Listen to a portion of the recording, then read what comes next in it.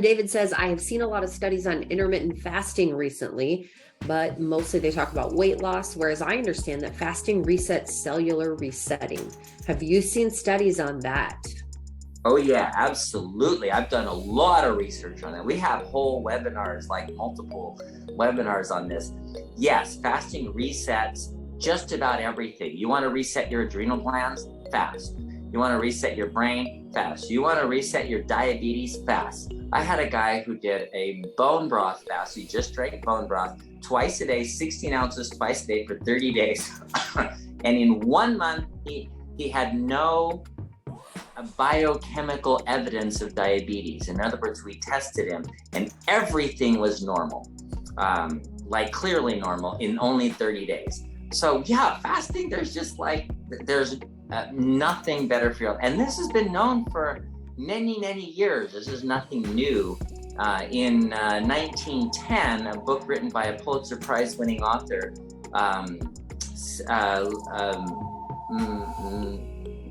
Upton Sinclair, wrote a book called The Fasting Cure. And that was 100 years ago, and they knew that they could cure just about everything with fasting. Yeah, it's a good reset. Absolutely. Okay, question about the sugarless diet drinks, such as iced tea or the tall skinny drinks with 0 grams of sugar. And how do you feel about green tea extract? Okay, so any of those are okay as long as they don't have sweetener in them. And I'm talking any kind of sweetener, even like stevia leaf extract is something that everybody says, oh, that's natural, so it must be good for you.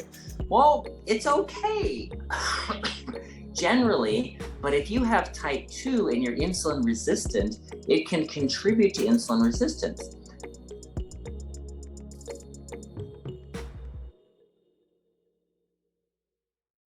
All right.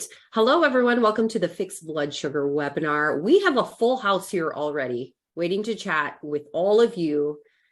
Say hello. Hey, quick announcement. Those of you who have been on for the past few months, I have fixed the chat feature where I don't have to mess with it at the beginning. It automatically will work correctly. So I had to spend some time in the Zoom settings. And let me tell you, there are a lot of options for us. But we are here. Oh, awesome. Lots of people already hopping on. We have a special guest today, someone you maybe have not met. Of course, we have Dr. Saunders, who we just love. He's here each week. We talk about type 2 diabetes. Mostly we start out with a teaching and then we open it up for your questions. And Dr. Saunders answers those. And people just keep coming back with questions each week because Dr. Saunders just has so much knowledge and we just so appreciate him. We haven't seen Joe this year yet, have we? Nope. No, I think I was gone last week. Yeah, so Joe is new for the year for 2023. He's a new one that we've brought in. No, I'm just kidding. You guys know Joe, but he's a world traveler, so you never know if he's going to be here for sure. Not this year. I'm going to be home a lot more this year. Are you really? Yeah. Oh, all right, cool. You'll see. And then the other guy who kind of looks like Joe, you know what? I think I'm going to let him introduce himself because he is awesome. I've known him since he was very young, very small, and he's just such an awesome guy. He's so kind. He's a lot like his dad. And I'm going to let him share why he's here and what's happening. Yeah. All right. Well, thank you very much, Leslie. If you couldn't tell by my haircut, I'm the son of Joe Barton. I've actually might have spoken to some of you. You may not know it, but prior to coming on with Barton, I was a part of the coaching center, which I'm sure some of you have spoken with. But yeah, I'm officially on the Barton team now, working as it's kind of a fun role. It's a unique role. You've probably never heard of this title before, but it's the Director of Helping People More. If you guys don't know, our core values, number 1 is honor God, and then number 2 is to help people. And in 2023, we put an emphasis on helping people more. And so my goal really is just to evaluate different ways that we can improve your experience, our partners' experience in business, our team's experience, everybody who comes in contact with Barton. My goal is to make their experience just a little bit better. So good. That is the best part of this business, I think. So he Yeah. has a pretty awesome role. We're excited about it. If you didn't catch it, it's Director of Helping People More. So is that even a thing? Like, do other companies have that title? Because they all Pretty should. sure not. Yeah, I think this is a new role. So yeah, I'll give a little word here too. So my eldest son, and it's been exciting to see his journey in life. The last 2.5 years prior to this year, he's been working on the health coach team. So you may have gotten a phone call from him or one of his coworkers. And whenever somebody joins the program, or by ordering the diabetes solution kit, you get a free phone call from a health coach, and we get you kind of integrated into our program, get you set up with all the material and information that you need. He invites people to the webinar. He tells people about the different supplements that we offer that Dr. Saunders has formulated. And so he's learned a lot through that. And then real quick, just like, was it November? I think you were driving home back to Texas. So you live in Austin, Texas for now.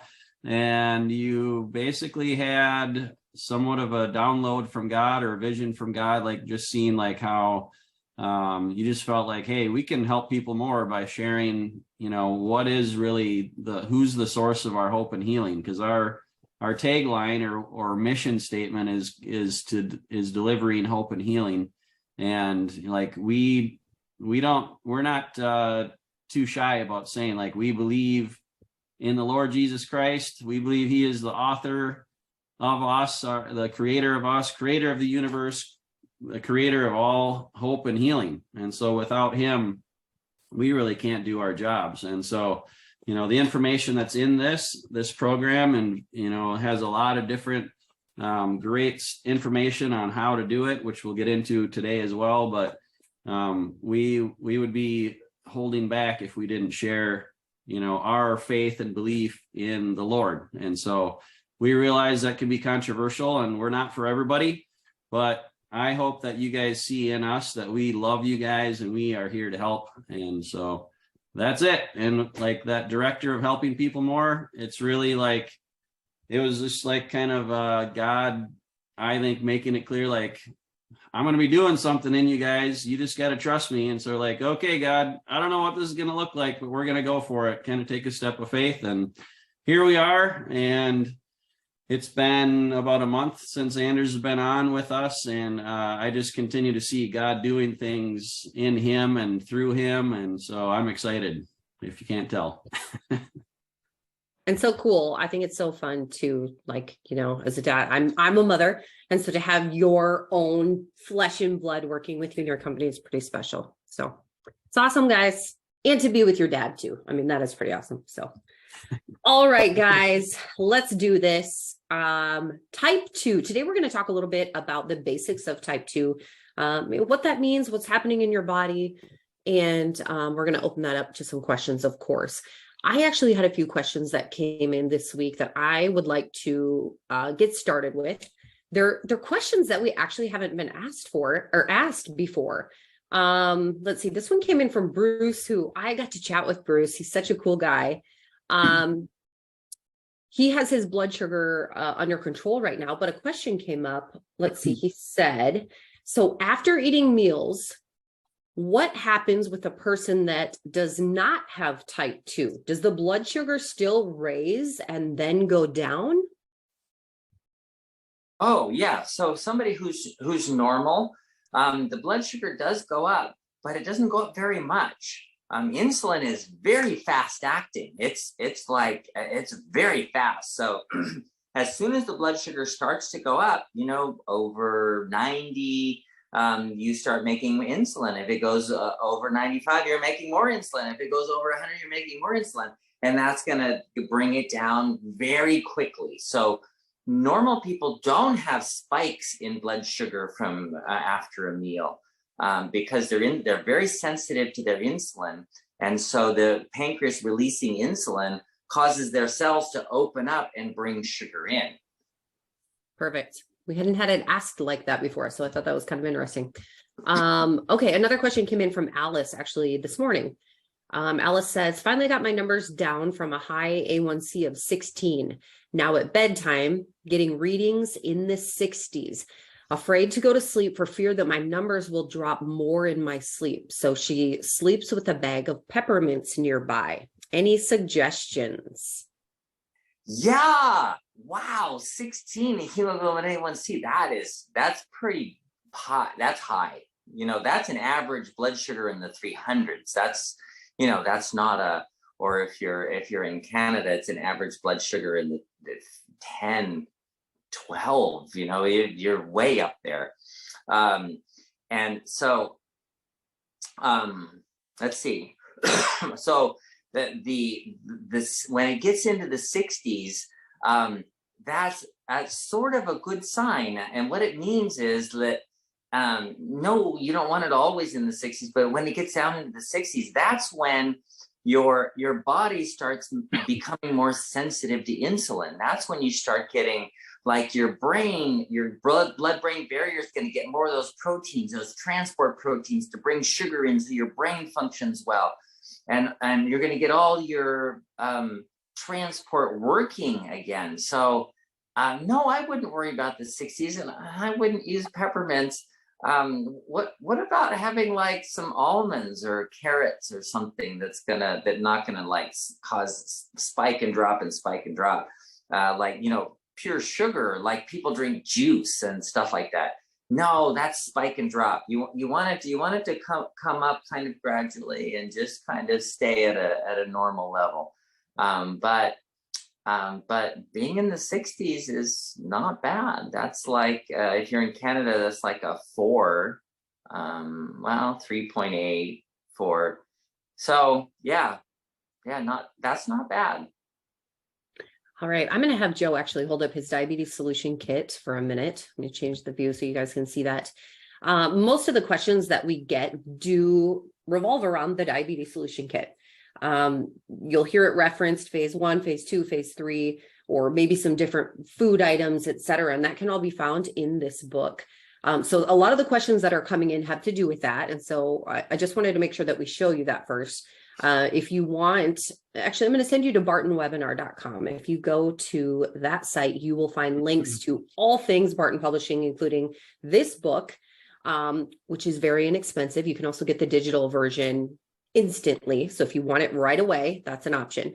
But Dr. Saunders, can you give us just a general overview of what the diabetes solution kit is? And actually, before you do that, let's do a quick disclaimer. Okay. So the information that we give on this, even though people are asking specific questions, I'm thinking the idea of more general information. So it's important that you take that information and apply it properly to yourself. So if your numbers are different, then that advice may not work for you. You have to apply it properly. That's and you may need help from a professional to do that. But take the information and go, does this apply to me? Okay, so generally the diabetes solution kit starts out with a detox. Why a detox? Well, because type 2 is toxicity. That's all it is. It's toxicity of carbohydrates and fats and proteins. You just have so much carbohydrates and fats and proteins that there needs to be some kind of detox to get all those toxins out of your body. Well, what does that mean, detox? Well, if you look at a cell, cells have a need for energy, and they have a constant need for energy. If you stop the energy system, then they just die. So your cells have to have a constant supply of energy. So if you have, let's say, oxygen, you cut off the oxygen. Well, why do people die when they stop having oxygen? Well, it's because they can't make energy anymore. And that oxygen is necessary for making energy. Well, what about sugar? Yeah, sugar is one of those. Carbohydrates, fats, proteins. Those are chemical sources of sugar, of energy. So you have to have them to make energy, and so they're really important to the cell. So the cell is completely closed off with a membrane, and there's no way sugar can get into the cell, except that from inside the cell, the nucleus puts out a protein that binds to insulin. And then the insulin comes on. When there's insulin around, it'll open it up and allow sugar to get in the cell. And so if you have high insulin, you're putting sugar in the cell and more sugar in the cell. Well, the cell, after it fills up with sugar, starts saying, you know what, we have too much sugar. So we're not going to make any more of those proteins for insulin. So we're just going to stop. No more insulin proteins. And we're not going to let any more sugar in because we've got plenty of sugar in here. So then what happens is the insulin comes around, and guess what? There's no insulin receptors. Well, then the insulin's going, wait a minute, the blood sugar's going up. We need more insulin. And so your insulin level goes up, your blood sugar level goes up, and that's what we call diabetes, is high blood sugar, right? They don't always measure the insulin, which is really important, by the way. So, but if there's no insulin receptors, you can have all the insulin you want. It's not going to do anything. So with type 2, you have these cells that are low in, or high in sugar. They're like packed with sugar. And then they have, they're not making any insulin receptors. So when the doctor says, here, take more insulin, what are you doing? It's not fixing the problem. It's actually making it worse. Because then what? More cells, because out of trillions of cells, you know, they're not all they're not all doing exactly the same thing. So then you have some cells have a few insulin receptors, but then, so that insulin comes along and the sugar gets into those cells, and then those cells are going, oh, we're packed. We have too many. We can't do this anymore. So the cells then are toxic. And so we need to detox. They're full of sugar. We need to detox and get all the sugar out so that the nucleus will go, hey, we need some more sugar and make more insulin receptors. That's how you get insulin sensitive. So the cells then need to get that sugar out. So what do? Well, phase one. Phase one is just to detox. You only eat 20 grams of carbohydrates a day. That's not enough for your body to live on. So if you're not eating enough for your body to live on, where's it going to come from? Well, all those cells that are jam-packed with sugar, they're going to start releasing their sugar, and then your sugar's going to go like up and down, and you're going to have all these issues. But then after a while, the sugar is going to be used up, and the cells are going to go, hey, we need some more, and make more insulin receptors. What does that mean? Well, that means your insulin's going to be sensitive again. You're going to be insulin sensitive because the cells have insulin receptors, so they'll have a place, this insulin will have a place to bind. And then the sugar will drop down. And then you'll have normal blood sugar and normal insulin sensitivity. And once that's all normal, then you can go into phase two. And phase two is where you start adding things in, and you have to keep track of your blood sugar still. Because if you start seeing, whoa, it's going up, then you go, aha, my diet, that's not right for my diet. So you're able to tell on phase two what kinds of things are useful for your diet and what kinds of things are not. And then phase three is that this is the rest of your life. This is the changes that you've made. These are all personalized. It's you. We're not giving you a program that everybody does this. We're giving you, well, everybody does a detox. Yeah, okay, everybody detox. But then you personalize it. Phase two is personalizing it. Phase three is how you live the rest of your life. And that's the program in a nutshell. Awesome. So we actually have a few people on the team that are going through the diabetes solution kit right now. Not only just reading it, but we have some people that are implementing a lot of these, trying to limit their carbs. We're all kind of doing our own version of this. But one thing that I did today without thinking, I got up pretty early this morning and I didn't eat right away. And then all of a sudden it was time to bring my kids to school. And I was like, I have got to eat something quick. And I grabbed a banana. And I'm mentioning this because somebody asked if bananas are okay. And I literally got that thing to my mouth and then went, oh my gosh, that's like all my carbs for the day. It's 27 grams of carbs, I think, in one banana. And so you got to really think about this. It's not saying that bananas are evil, but if you are really serious about this and you want to reverse your type 2, you got to pay attention to this. So my answer that I believe Dr. Saunders would agree with is a banana might not be the best option for you if you're trying to reduce your blood sugar numbers. And then a question also someone had asked, what about blood pressure? Are bananas good for blood pressure? I don't know that they have a lot of effect on blood pressure. If you're insulin resistant, your blood pressure is going to tend to be high anyway. So if the banana doesn't help you to detox, then of course your blood pressure is going to be higher.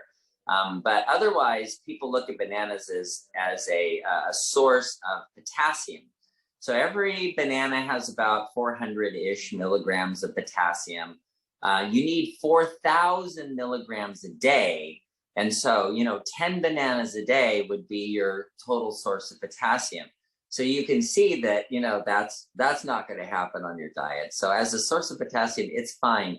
But all vegetables, beans, peas, lentils, all fruit has potassium in it. An apple is 300 milligrams. They just, look at banana as gram for gram, you get more potassium from a banana than other things. Except avocados. Avocados, who knew? One avocado is like 800. That's twice as much as a banana. So, and avocado doesn't add to your significantly. I think avocado is a free food, isn't it? I think so. It doesn't add to your carb count. The beauty of the diabetes solution kit, a lot of people can feel really restricted when they hear, that they need to limit their carbs. But if you're someone who absolutely loves bananas and you need to have a banana, you could have a half of a banana. You don't get many carbs for the rest of the day. But, that's the beauty is you get to choose what you want to eat. No one's telling you have to eat certain things at certain times and etc. So you get to figure out what you love and you make this work for you. And many of you who are on right now have had a lot of success. And we hear how their struggles, the things that they've gone through to make this work for them. I don't know if both Joe and Anders are doing the program. You guys are doing some different things right now. Joe, what have you found to be some of the more difficult things as you're trying to go through like phase 1 or 2-ish in this? Yeah. So real quick on the bananas, we've talked about you can eat green bananas too, and they have less carbs because over time they turn into more starchy, sugary stuff. So, all right. So here's my list of what I'm doing. I've got a checklist. I am trying to eat less than 40 grams of carbs a day, net carbs. I've been doing pretty good on that. I've been averaging about 40. There's some days where I'm at like 25 and other days I'm at 60. So, but the average is about 40. That hasn't been too hard for me. And it's because I think I've done low carb eating quite a bit in the past. And so I know what foods work well. And one thing I will say is I'm not measuring really specifically, like I'm not using an app, but I'm like, because I'm pretty experienced with it, I've got a pretty good idea of what I'm eating. I read labels. I know like I look at labels for net carbs and different things. So 6-10 reset. I'm trying to hit 50% of my days where I do that. And I'm not doing the best on that. I think I've done it 3 days so far this year. So about 30% in that, but I feel great. Like I like going to bed on an empty stomach and I wake up more vibrant, I would say, like more energy. Get up at like 7 o'clock, ready to jump out of bed and had a good full night's sleep of at least 8 hours. So I'm trying to get in 3 hours of strength training each week, and that's been pretty good. Last week I was traveling a lot in meetings and hotels like almost all week, so didn't quite get that, but doing better this week. I added cold plunging to my list, which isn't necessarily in the diabetes solution kit, but it's cold plunge or cold showers. we might have to talk to Dr. Saunders about that sometime and what that does and the health benefits of it. I'm trying to hit 7,000 steps a day. I've been averaging about that as well. Also difficult being in hotel rooms all day long. So I had to purposefully like go take 45-minute walks or whatever to get those in. No artificial sweeteners. So this was like, I've been 100% on that one as far as I know. And because if you do low carb, there's a lot of foods out there, but they have artificial sweeteners like sucralose, I think is the number one that I've seen. And it's hard to avoid that. So like almost all of your low carb energy drinks or beverages have, you know, sucralose or something like that. So it's hard to avoid that. But I have been allowing for stevia, which is a little bit of a debated topic in here, but you know, it seems to work well with me. The other thing I have on my list is take my supplements every day. I've done that. I'm limiting my alcohol to 2 glasses of red wine a week. I think I had 3 last week, so I went a little bit over on that. And I did have a small glass of champagne after we went on a hot air balloon ride with about 7 other people, which was just kind of a fun little celebration. And I didn't want to like not do that, but I could have easily just not done it. So whatever. And that's really the takeaway for me is like you look for progress, not perfection. And, you know, you can beat yourself up if you didn't hit your list exactly. And then you end up potentially spiraling downward and just say, well, screw this, I screwed up. And, you know, I'm just going to go eat ice cream. But if you look at the progress instead, you know, then you're more likely to be, you know, to hit your goals the next day or whatever. So Very good. I would agree in the 6-10 reset. I think that is a little bit difficult, especially, I mean, life can be busy and it's hard to navigate that timing of eating well. And then if you don't eat, then you're hungry. And so it does require some planning. And I think it's good for us to do this too, so that we all know what it takes for you guys to do this. So we're in this with you. There are a lot of people on our team who are doing this as well. So you can always ask us questions. And if you have not joined the Barton webinar Facebook group, that's a really good place to ask questions or ask for recipes or what people are liking or what's, you know, you'll get a lot of people feedback there. And even reading the chats and these webinars is really good too, because people give a lot of feedback. I forgot to mention, Leslie, I forgot to mention I've lost like 5 or 6 pounds as well, and my belly has shrunk. So that's helpful. That's motivating too, especially when you lose it really quickly. It keeps you like motivated to keep going. So very fun. Yeah. And I feel a lot more energy. So yeah, it's been good. Awesome. Anders, are you doing something as well? Yeah, I'm not doing the full phase 1, but I am doing the 6-10 reset, and I've been doing it 5 out of 7 days. I know we had a team retreat about a month ago, and Dr. Saunders spoke on that. He could probably expand on that, but see in the chat. So the 6-10 reset, essentially what that is going stopping your food intake at 6 o'clock, so that by 10 o'clock when you're going to bed, hopefully you're going to bed on empty stomach. It does depend on what you're eating. But if you're sticking to the phase 1 and you stop eating at 6, most of that should be digested by 10 o'clock. But yeah, for me, I gave myself some grace with that 5 to 7 days. I found myself the other day out with friends, or I was at a young adults group. I'm a little bit younger, and so I go to this young adults group, and it was just having good conversation. And it was getting to about 9:30, and I knew I still had to drive home, and I was like, you know what, I'm going to sacrifice for this conversation. So like Joe was saying, you have to have grace for yourself, but at the same time, we don't want to use that as an excuse for not doing it at all. So. Good stuff. And if you guys want to learn more about the 6-10 reset, we have done quite a few webinars actually on the 6-10 reset. Some of them are called 6-10. Some of them are called anabolic and catabolic. But yeah. So you can go to bartonwebinar.com. There's a link to our YouTube channel and just search those. You'll find webinars where we talk about this. and what the benefit is, human growth hormone, all of those kind of things that happen when you do the 610 reset. And so lots of wonderful benefits.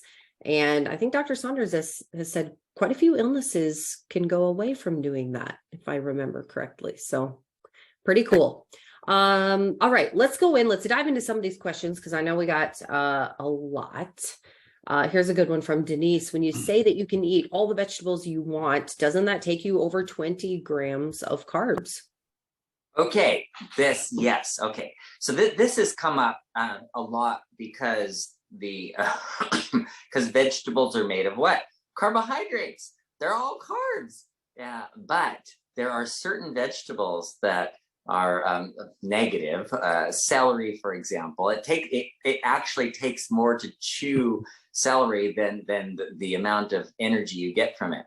But what about all those carbs? Well, most of those carbs are fiber. And fiber carbohydrates are not counted, so we do net carbs, and net carbs are very important because you want the fiber. That's really important. It grows the bacteria in your intestines. It keeps inflammation down. It keeps your cholesterol down. So fiber is important in your body, and so that's why there's all those free foods there. You can have all the broccoli and lettuce and celery and cabbage and avocados, yes, are on that list. And somebody also asked about avocados. Avocados have fat in them, so they do have calories. But if you look at net carbs, an avocado has essentially like one sugar carb in an avocado, 1 to 3, and maybe 10 to 15 fiber carbohydrates. So that's why avocados are free food too. And so that's where those kinds of fruits and then vegetables are the benefit and why we allow them, because we're looking at net carbs. We have a question here from Emmanuel. Is an avocado cholesterol free? Yes, no cholesterol. See, that's an interesting thing. Every kind of meat, they talk about, oh, fish is better for you, or chicken's better for you, or whatever, white fish, whatever. If you look at cholesterol, the same weight, pound for pound, whatever meat you're looking at, they all have the same amount of cholesterol, essentially. As opposed to vegetables, 0 cholesterol. So yeah, avocados got saturated fat and polyunsaturated fat, omega-9 fat, but no cholesterol. If you want to learn some really exciting things about cholesterol, we did a webinar recently on that. So check that one out. Actually, that one might not be up yet, but super good. Okay, Denise says, will a primary care physician know what to do for me after I get a C-peptide test done? Is there any other test I should have to help my doctor know what to do? And what should I tell my doctor about getting this test? Okay, so most doctors won't know what to do with the C-peptide test. They'll look at it, and then they'll look at, what does the lab say? Is this normal versus abnormal? And then if the lab says normal, then it's normal. So what does it tell you? Well, sometimes you have to tell the doctor, well, if it's normal, but it's on the way low side, and your insulin and your blood sugar is high, and you have this low side of C-peptide, that means you may not be making enough insulin. You actually may be deficient in insulin. And we call that diabetes type 1.5. And what that means is your pancreas is still making insulin. Like, you don't necessarily have to have injections, but it may not be enough for the amount of carbs that you're eating. So what we do, our solution to diabetes type 1.5 is phase 1. Phase 1, you're getting not enough carbohydrates to live on every day. And since you don't make enough insulin, they actually match pretty well, and you can stay on phase 1 for the rest of your life if necessary, if you have that lack of insulin. So then what if you do that test at C-peptide and it's like 5? Like, that's pretty high. There's a lot that indicates your pancreas is putting out a lot of insulin. Well, then you know to tell your doctor, look, my insulin level's super high from my pancreas, so that means I should not be injecting insulin. I shouldn't be using any extra insulin. I've already got extra insulin. So then that's how the C-peptide is going to be helpful as you talk to your doctor about that. Great. Someone's asking if caffeine is okay to drink once a day. You know, for all of the research that's been done on caffeine, for all of the things that have been attributed to caffeine, it's actually not that bad. There's no disease that is associated with caffeine specifically. Some people get wired from it and they're like, I can't drink coffee because it makes me wired. But if it doesn't do that to you, then there's no specific issues or problems that come up because of caffeine. All right. How about milk thistle? Does that help diabetes?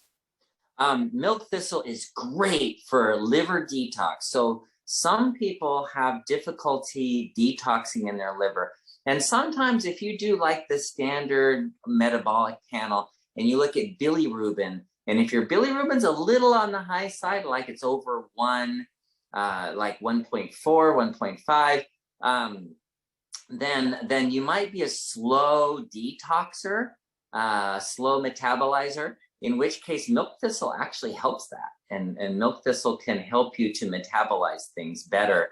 And one of the things it prevents is damage to the liver that can happen from like alcohol and carbon tetrachloride, other toxins. It helps the liver detoxify quicker so that there's less damage.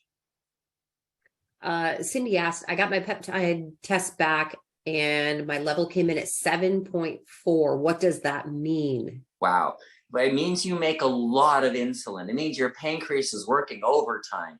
It means those cells are so jam-packed with sugar that they're not making any insulin receptors anymore. So the insulin's going out there and going, there's no receptors and the blood sugar's going up. What do I do? And the pancreas going, make more insulin. That's the answer that the pancreas has to the excess sugar. But if there's no insulin receptors, it's not working. So it makes more insulin. And that's the problem. So yeah, so someone like that, you have to be really careful not to start injecting insulin, because then you're just adding on to a problem to a problem. And so you already have a lot of insulin. So all you need is phase 1 to get to clean out all that sugar out of your cells so that they start making insulin receptors so it can start working again. All right. Question from, I think it's Jean. It could be Jeannie. I've dropped my A1C from 7.8 to 6.3, and I'm still on 500 milligrams of metformin once a day. My glucose was 123. Do I still remain on phase 1 to get completely off metformin and lower glucose to below 99 and A1C to 5.5 or lower? Yes. Stay on phase 1 until you are normal, because it's that normalcy or normality that allows you to have insulin sensitivity, so that you don't like start eating in phase 2 and you go, what the heck? Why did it all come back? So yeah, get your insulin sensitivity to normal. Olivia is wondering if you can comment on all of those diabetic patches that are invading the internet. Well, it's not that there's no value to them. It's kind of like supplements. I often talk about supplements and everybody goes, well, what if I take berberine? Well, what if I take synochroma? What if I got this one? And I found this really awesome supplement and it's a great idea. But one of the things that all of those things don't have is the detox. You're still toxic. So yeah, you're taking berberine or cinnamon or synochroma or whatever. But that doesn't do it. That's not the answer to the problem. The answer to the problem is to detox, to get rid of all the excess sugar out of your body, so that you can have insulin sensitivity, normal insulin sensitivity, instead of some chemical created insulin sensitivity. Our friend David says, I have seen a lot of studies on intermittent fasting recently, but mostly they talk about weight loss, whereas I understand that fasting resets cellular resetting. Have you seen studies on that? Oh yeah, absolutely. I've done a lot of research on that. We have whole webinars, like multiple webinars on this. Yes, fasting resets just about everything. You want to reset your adrenal glands? Fast. You want to reset your brain? Fast. You want to reset your diabetes? Fast. I had a guy who did a bone broth fast. He just drank bone broth twice a day, 16 ounces twice a day for 30 days. And in 1 month, he had no biochemical evidence of diabetes. In other words, we tested him and everything was normal, like clearly normal in only 30 days. So yeah, fasting, there's nothing better for you. And this has been known for many, many years. This is nothing new. In 1910, a book written by a Pulitzer Prize winning author,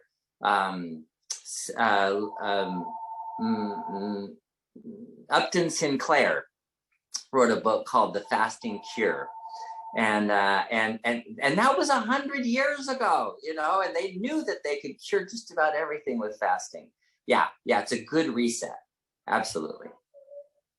Okay, question about the sugarless diet drinks, such as iced tea or the tall, skinny drinks with 0 grams of sugar. And how do you feel about green tea extract? Okay, so any of those are okay as long as they don't have sweetener in them. And I'm talking any kind of sweetener, even like stevia leaf extract is something that everybody says, oh, that's natural, so it must be good for you.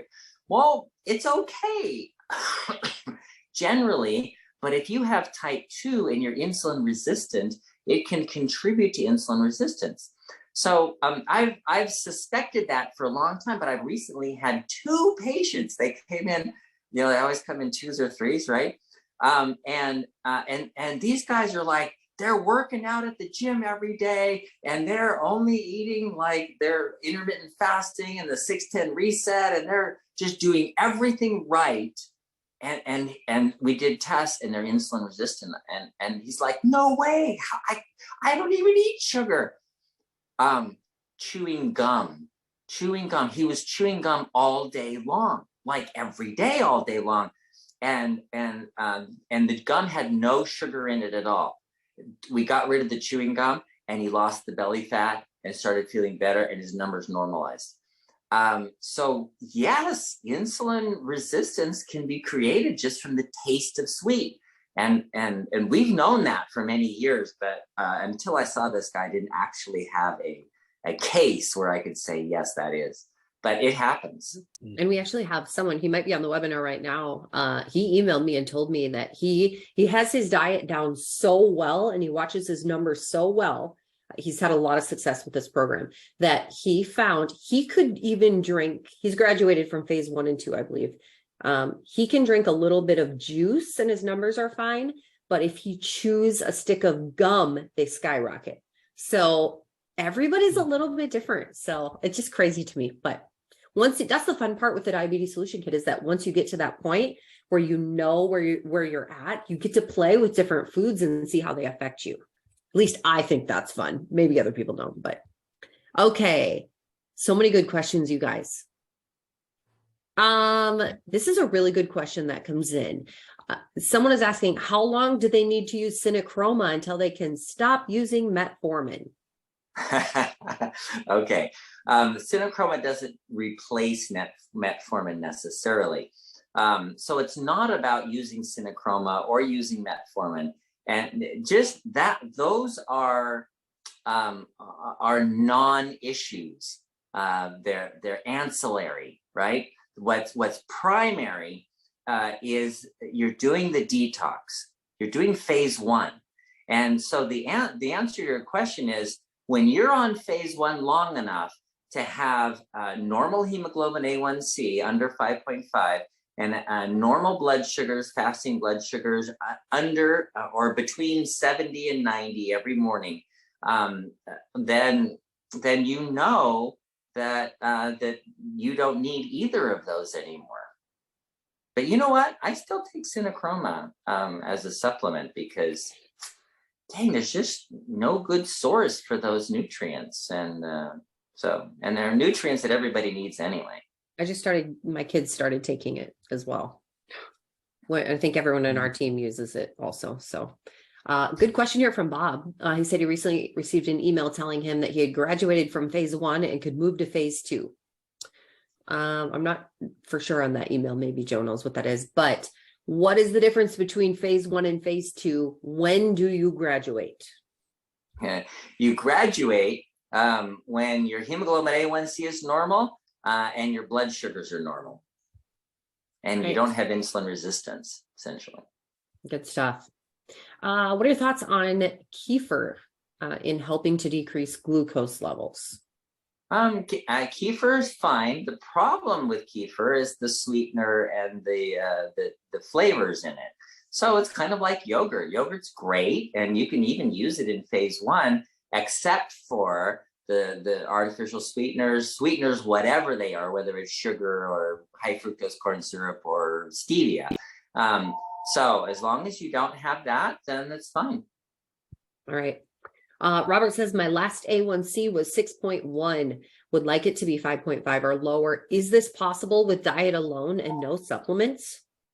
Absolutely. In fact, it should be done with diet alone and no supplements. The supplements are to help, because what I found in doing a lot of testing, I test people for their nutrient levels, and I find a lot of people are deficient in chromium, vanadium, and selenium especially. And all of those are needed for the blood sugar to work properly. And then vitamin D is a very common deficiency. And so, in fact, I was just reading, I'm just going to go off on a little tangent here. I love Dr. Saunders' tangents. They're so good. Multiple sclerosis. If you raise the vitamin D, as in dog, level up above 50, so if you keep it around 70, if people had their vitamin D level in their blood that high, you would decrease the rate of multiple sclerosis in the United States and Europe by about 75%. 75%. That means 3/4 of the people that are getting multiple sclerosis just have a vitamin D deficiency. Wow. That's amazing. Wow. Okay. Let me see here. Okay. So is the diabetes solution kit very similar to keto? Yes, it is a keto diet, but we're not like measuring ketosis, but you probably will be in ketosis. That's the idea, because when you're burning fat, you start making ketones. So there's not a problem with that. But that's not our purpose. And so we don't want to focus on that. We're not saying, oh, this is a ketogenic diet and you have to measure your blood ketones or urine ketones or whatever. What we want instead is to focus on what you're eating and say, oh, we want 20 grams or less of carbohydrates. And that's just a detox. And yes, you can call it a ketogenic diet. Let's see, Anders, maybe you can help me with this one. Kelvin is wondering, he never got assigned a mentor, wondering if he could, I'm assuming a coach. Would it be best maybe to email customer support, or what do you think, Anders?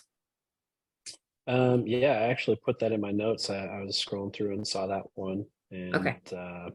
Yeah, I was going to look into that. Or even maybe, Kelvin, why don't you email me, Leslie@bartonpublishing.com, and we'll make sure you get taken care of. All right, let's see. Jeffrey says, I'm new to Synachroma. When I started, my A1C was 6.9. After 45 days, my A1C was 6.1. Thank you. Wow. So I'm also wondering, are you doing the diabetes solution kit also? Yeah, that's what I wanted to know. So yeah, the Synachroma is fine and all that, but but really, really the diet. So, but 6.9 to 6.1 is diabetic to pre-diabetic. So that's a really significant drop. It's great. Okay. All right. We're going to talk about fiber greens, which is one of our products. Emmanuel is asking, does it help to lower cholesterol? Because it's very sweet and I'm thinking it contains a lot of sugar. Yeah, it doesn't have sugar. It has artificial sweeteners in it, and I kept complaining about that. And the formulators go, well, you know, if you don't put any sugar in it, if you don't make it a little sweet, then nobody's going to eat it and nobody's going to take it. So it was kind of a okay. Go ahead, just do it, because the purpose wasn't for diabetics, and that's why I consented to it. The purpose for fiber greens is really for just about anyone to add fiber to their diet. And then the greens have the nutrients, and then the fiber is for your gut bacteria. And I wanted something that had different kinds of fiber instead of just one, you know, just psyllium seed. And this has a variety. But no, there's no sugar in it, but it does have artificial sweeteners. So if you're on phase 1, don't use fiber greens. Real quick, could we distinguish between artificial sweeteners and stevia and monk fruit? Because technically those aren't artificial, are they? Yeah. Well, no, they're natural sweeteners, but they're still sweeteners. It's still the taste of sweet that raises the insulin resistance. Yeah. But the difference that I've learned or found is like artificial sweeteners like sucralose typically mess with your gut biome.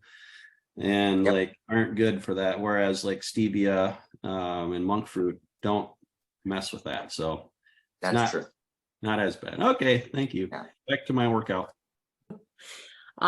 Great question from Denny. Should we be done eating by 6 or start our evening meal at 6? Oh, the rule is to have an empty stomach when you go to bed. The guideline is it takes about 4 hours for the stomach to empty. So if you're done eating by 6, generally your stomach's going to be empty by 10 o'clock. But if you eat like a whole pizza and drink a pint of beer, that's going to take 8 hours to empty out of your stomach. So it just depends on what you eat, of course, because the stomach empties according to calories. If you eat salad at 7 o'clock that doesn't have any fat in it or anything, then that's going to be empty out of your stomach by 10 easy. So it just really depends on what you eat too. I have a quick personal question, if that's okay there. Yeah, of course. You said the stomach empties based on calories, and you said it takes about 4 hours. So what number of calories is it that digests in those 4 hours? A general number. Let's see, 800 calorie meal ish. You would expect that to empty within 4 hours. Okay. Let's talk about exercise in the diabetes solution kit. How important is exercise in the mix? In other words, if you aren't exercising much, how much tougher are you making it to get your insulin resistance normalized?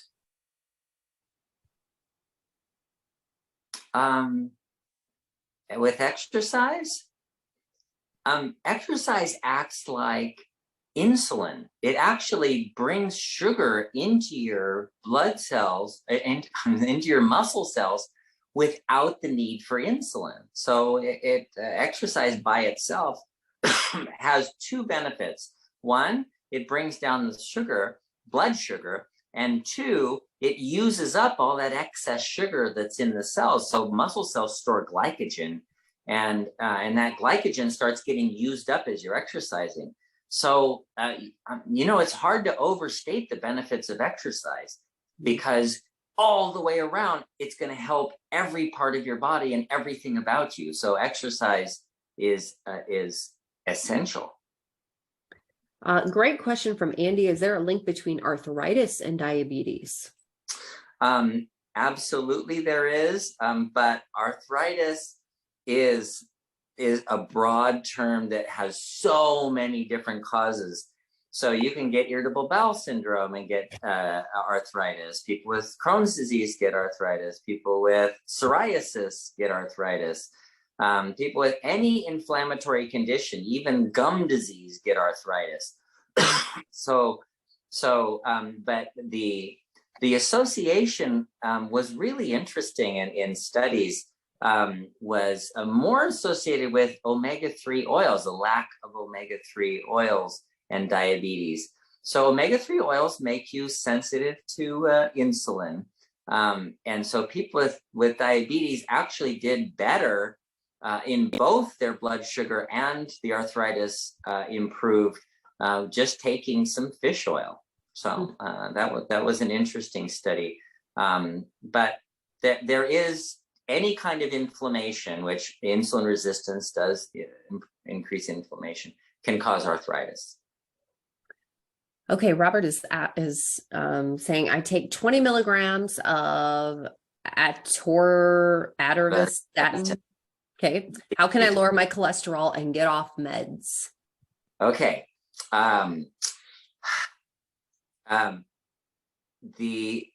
so gosh, what's the best way? A very high fiber diet. So a high fiber diet, the average American eats 9 grams of fiber a day, and apparently the ideal level is 40 grams plus. So a high fiber diet might be 15 or 20 grams of fiber. So if you're looking at decreasing your carbohydrates to 20 grams and then increase the fiber to 40 grams, that would be amazing. Your cholesterol would just come down to normal. And I've had this happen. I had a guy who, when some companies, they give you a bonus if your numbers are good, if you keep your weight down, your cholesterol, your blood pressure, so so you have to the doctor has to turn in this form and you get the bonus if you meet all of the requirements. And so his only thing was cholesterol was a little bit elevated. So I said, okay, how much time do you have? He says, I got to turn it in 3 weeks. So I said, okay, so for the next 2 weeks, just eat a high fiber, low carb diet. And he did. And it wasn't just like a couple of points, like his cholesterol to HDL ratio dropped from in the 4s, in the high 4s into the 3s. Like, that's an amazing drop. How his HDL improved and his total cholesterol came down. So that works the best. Okay. Emmanuel's asking, what can I do to detox the liver and the kidneys? Okay. All detox has one thing in common. If you look at from John Christopher from 100 years ago, was the famous herbalist, did the master cleanse, and all of the cleanse detox have one thing in common: empty stomach. So you want to have an empty stomach. If you want to cleanse your liver, don't put anything in your stomach for a while. The liver is amazing. It will regenerate. So all the dead cells, if you drink alcohol every day, 10 times a day, if you're living on alcohol for years and your liver is all like, as long as it's not scarred down, it will regenerate. They're doing liver transplants now where they take half of somebody's liver and put it into the transplant recipient, and both of their livers grow into a new liver. But they get two for the price of one. And so the liver will regenerate if you don't put the toxins in. So quit drinking alcohol, and then don't eat is another thing, because food is something, especially with fructose, can cause liver toxicity. So a good supplement we've already talked about, silymarin, is milk thistle extract. Does help the liver to detox. But even the kidney, now the kidney is the other thing, is no food, no water. because everybody says, oh, drink a ton of water to flush your kidneys out. Well, in the process of flushing your kidneys out, you're also losing the salt gradient that allows your kidneys to concentrate urine. So you're actually worsening the problem by drinking too much water. So you have to be careful. Drink when you're thirsty. And so if you're doing like a cleanse and you're doing a, I don't know, 30-day cleanse, a lot of people do. So like the master cleanse is 30 days of you're drinking a lemonade with a cayenne pepper in it. And that's all you're drinking. You got to be careful not to drink too much. So, drink when you're thirsty. 16 ounces twice a day gives you 32 ounces a day, which is an average amount that the kidneys can handle well and allow them to get a proper salt gradient. All right, good stuff. Okay, Dr. Saunders is going to go be with his patients. We kept him a couple minutes late here, but we so appreciate you. We will see you next week, and go bless your patients. Okay, Thanks, next Dr. week. Saunders. All right, welcome. Yeah. Bye. We have a lot of questions that came in that we weren't able to get to. I'm going to see if we can answer any of these on our own. Actually, Joe, you may be able to answer some of these. It would be fun, but probably not a good idea. Is boy, here we go. This is how we start a lot of our meetings. Answer the questions with wrong answers only. That would be funny. That Probably might not be a good dangerous idea. for somebody just tuning in. Yeah. Yeah, right. That's true. We'd have to say that, like, well, here's the wrong answer. So let's go through some of these. Here's one that does come up sometimes.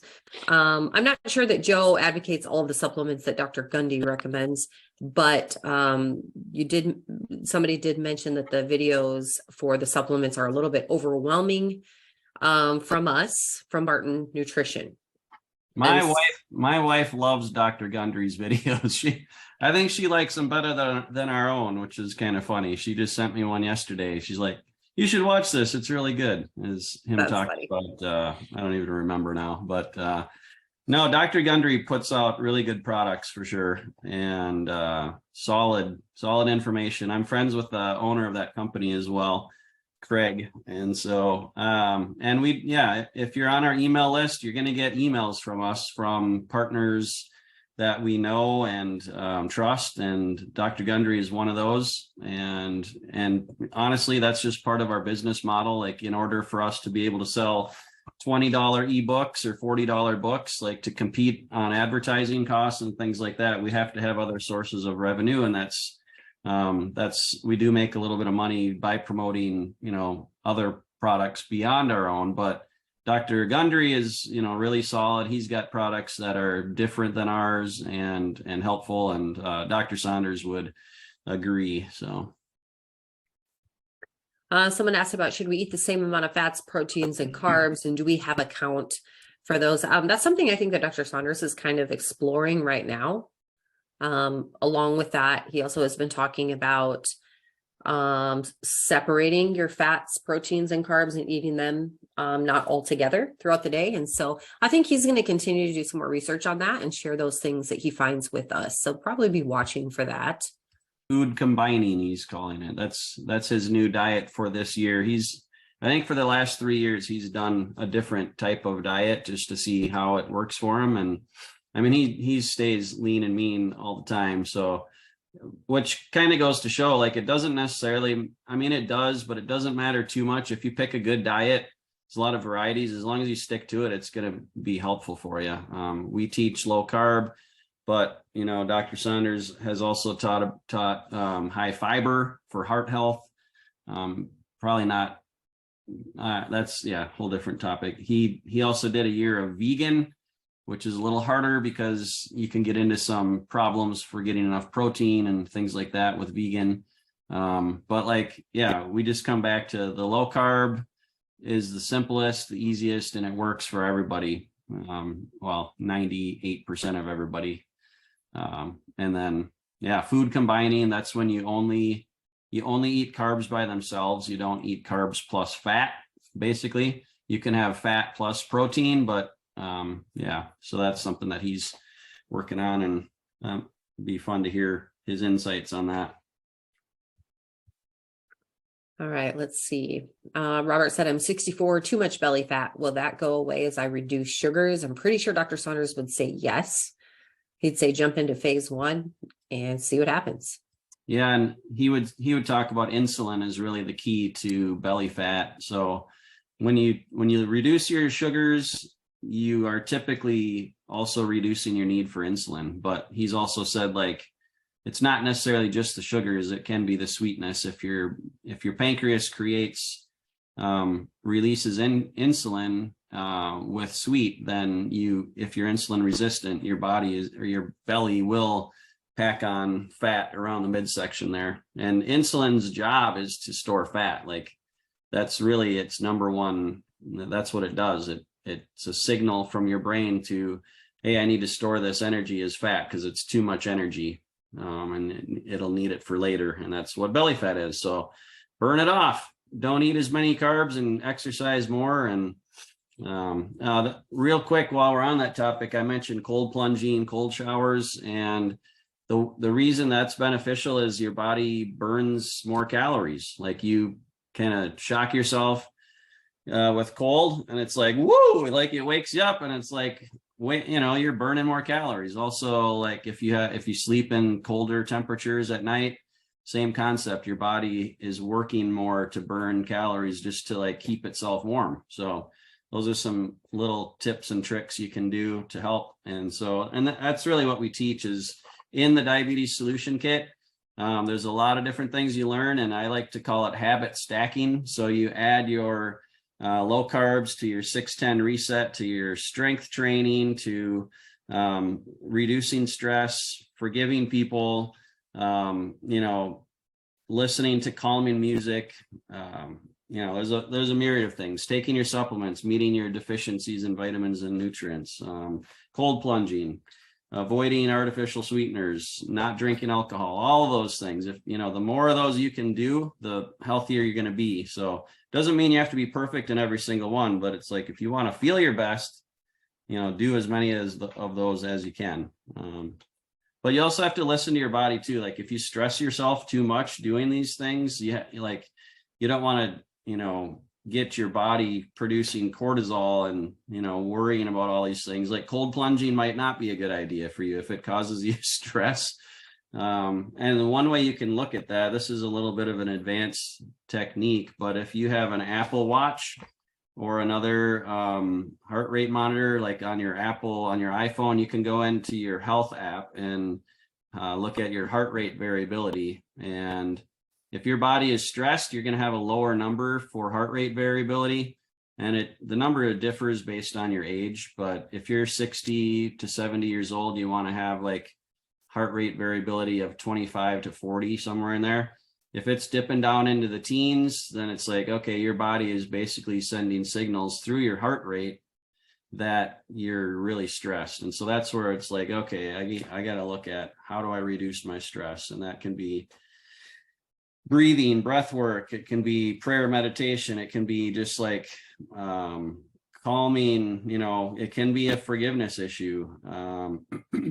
There's a lot of different things you can do. Infrared saunas are really good for stress relief as well. So, and eating healthy, all of that contributes. So that's a little free sample there. And while I'm at it, I will just strongly, again, if you haven't already purchased the Diabetes Solution Kit, this is our main flagship product.